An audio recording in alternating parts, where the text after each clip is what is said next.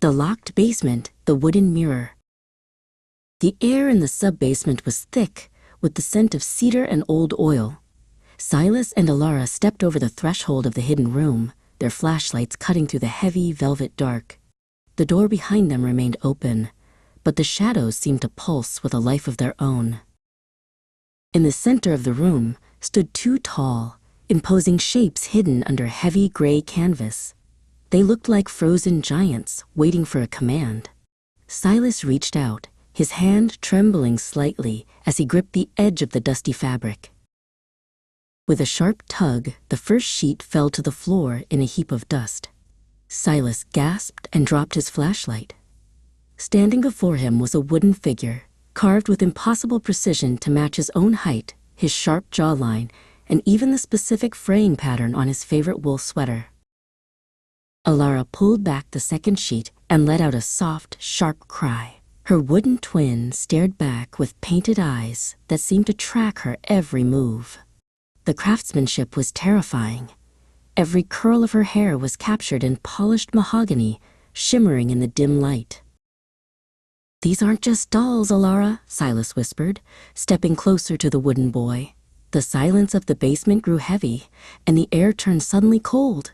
Elara turned toward him, her face pale, wanting to suggest they leave immediately. A sudden, mechanical click echoed through the room. Before Silas could react, a heavy iron grate slammed down from the ceiling, slicing the room in half. Silas was thrust backward into a narrow stone alcove, trapped alone with the wooden boy.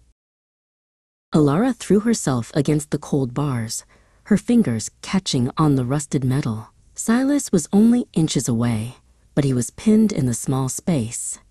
The mechanism had been a trap, perfectly timed and perfectly placed for two curious children.